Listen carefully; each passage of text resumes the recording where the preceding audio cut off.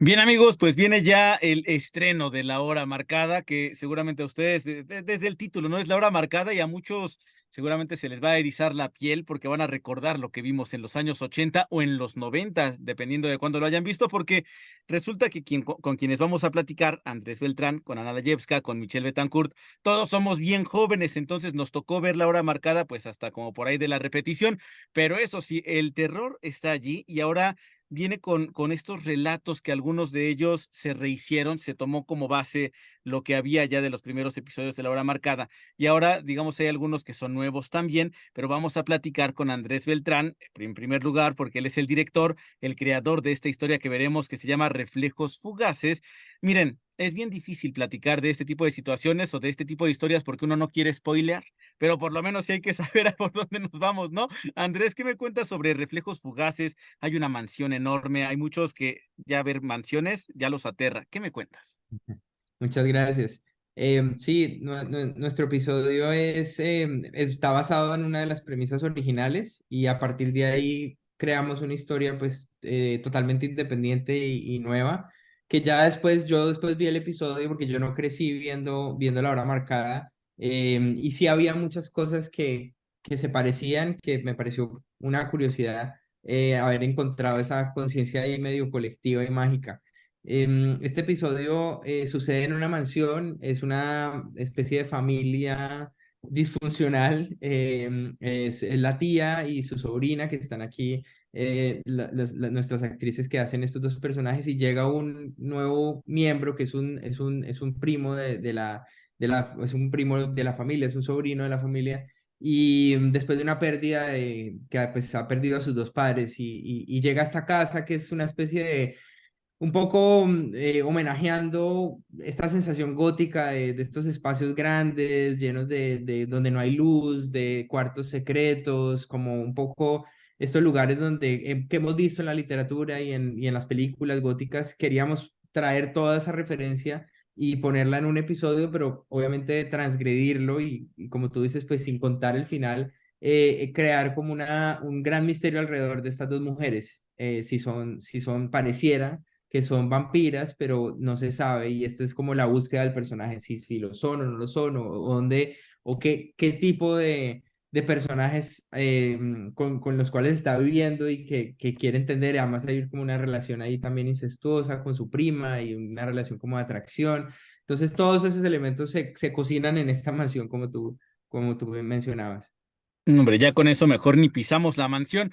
Oye, Michelle, te vemos con el cabello negro. Estabas en la serie con un look totalmente diferente. Algo que yo aplaudo siempre de actores, actrices, es uno que aprendan nuevas, eh, no sé, hay quienes a lo mejor aprenden a nadar, a bucear, a esquiar, a todo, pero hay quienes también apuestan y arriesgan su propio físico, su apariencia, ¿no? Me imagino que eso lo requería tu personaje, pero ¿cómo viviste justamente esta interpretación? Mira, a mí ya me ha tocado muchas veces que me hagan cosas tanto en el look como en justo de aprender a bucear, de ahora filmas abajo del agua y a ver cómo le haces. Y para mí el cabello es una de las decisiones más importantes del personaje. Sí creo que te pone en otro lugar, que te hagan el cambio del cabello. Y creo que más bien el problema como actriz es cuando terminas de filmar, como que te sigues viendo el cabello igual, y es como, bueno, ahora como regreso a la normalidad. A mí el terror me gusta muchísimo, creo que actoralmente es delicioso atravesarlo porque te permite pues explorar muchas posibilidades de lo humano que a lo mejor ni tú mismo nunca siquiera te has cuestionado si podrías llegar a hacer o no, ¿no? Y es un espacio para hacer y para profundizar en pues nuestros momentos más oscuros como humanidad. Y al mismo tiempo creo que es un género que es bien exigente, como no solo el público es exigente porque hay mucho fanático, pero además es un público exigente, sino con nosotros como actores, ¿no? O sea, es demandante emocional, mental y sobre todo físicamente. De ahí en fuera, también creo que pues es muy divertido hacerlo porque así como ustedes ven todas estas tensiones y todo lo que hay en el capítulo que sin duda está pasando por el cuerpo, pues creo que hicimos un gran equipo y fue muy divertido también hacerlo paradójicamente.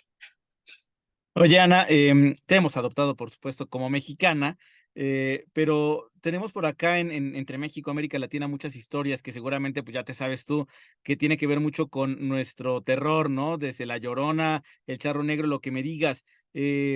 Vienes de una cultura distinta, pero insisto, ya eres adoptada como mexicana, pero estas historias que son muy latinas y que a veces, bueno, introducen ese tipo de personajes medio vampirescos o tal, ¿qué terror te causa a ti? Ay, me encanta. De hecho, una de las cosas que he adoptado de este país, que han sido pues todo, pero una de las cosas que me parecen brillantes de Latinoamérica, principalmente de México, es con el humor y la aparente ligereza con la que toman la muerte, ¿no? El celebrar un Día de Muertos, o sea, yo llegando de un país, la muerte es como de las peores tragedias y no ver un funeral es como de las cosas más espeluznantes, porque los funerales en Rusia son públicos, o sea, van cargando el ataúd por la calle cuando se muere el vecino y tú eres testigo de todo y de la orquesta. Entonces yo recuerdo de chiquita como esas imágenes y a mí me causaban horror. Entonces llego a un país en donde la muerte tiene un día de celebración en el calendario que aparte es asueto, ¿no? Es como de espérame tantito, ¿no? El poder, yo creo que en México el terror gusta mucho porque México es un país que vive siempre al límite, ¿sabes? O sea, no vivimos situaciones fáciles y creo que el terror nos genera todavía ver qué tanto más yo puedo llegar a sentir adrenalina estando en una situación complicada. Y a mí me parece fantástico el poder hacer un género que todavía te produce adrenalina, ¿sabes? No es fácil, no es fácil, es todo un reto. Eh, y obviamente para mí como actriz, el poder entrar en este como submundo de subalterno muy extraño, de ver nuestros miedos, pero exponerlos de esa forma a través de la ficción, pues me parece muy divertido, paradójicamente hablando. Por supuesto. Oye, Andrés, regreso contigo para preguntarte, porque justo ya lo estábamos comentando, son relatos que a lo mejor conocíamos, se adaptan, tienen un toque distinto, pero ahora las nuevas generaciones que verán en este 2023 la nueva hora marcada, no se asustan a lo mejor con lo que nosotros nos asustábamos, ¿no? Nosotros que tenemos 30 y tantos, 40 y tantos, ha habido películas en el cine también que inclusive nos lo han demostrado. Esta de Háblame tuvo muchísimo éxito porque convertía algo que se podía hacer viral en algo de terror. ¿Qué cuentas sobre esto, el cambio que ha habido en cómo nos asustamos y de qué nos asustamos? Yo, bueno, perdón, no sé si está en lo correcto, yo creo que cambian los vehículos y sin duda hay una transformación de generaciones, ¿no? Y de las cosas que nos dan miedo y de lo que ahora soportamos como espectador también. Y ese lenguaje se ha ido pues armando y se ha ido complejizando.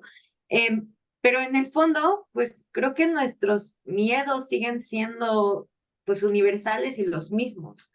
Entonces, pues creo eso, que cambian los medios de expresión y los vehículos, pero pues en tanto que somos seres humanos, siempre existirá el miedo a la muerte, ¿no? Que es lo que nos hace humanos paradójicamente.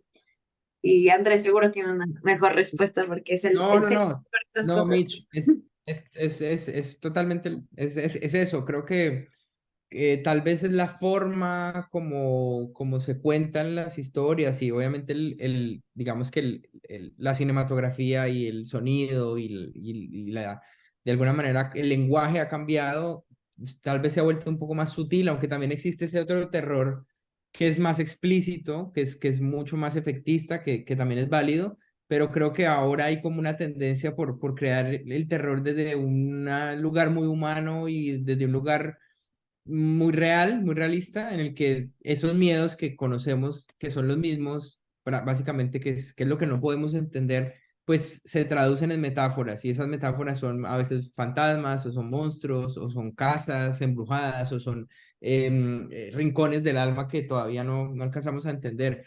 Yo creo que es más un tema de forma, y sin duda alguna, pues si uno ve la obra marcada original y ve las nuevas, esta nueva entrega, pues verá que hay muchas cosas que de pronto han cambiado, de pronto hay otras que no y que siguen siendo iguales. pero creo que eso es lo rico de un género como el terror, que sigue siendo relevante y pues hay películas clásicas que vemos que nos encantan, que son de hace 30, 40 años.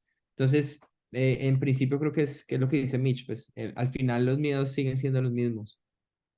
Perfecto, pues aterrorizarnos con esta historia de Fabián, Lili e Isabel. Les mando un abrazo, muchísimas gracias, Ana, Michelle, Andrés. Gracias, Hasta lo luego. mismo. Bye.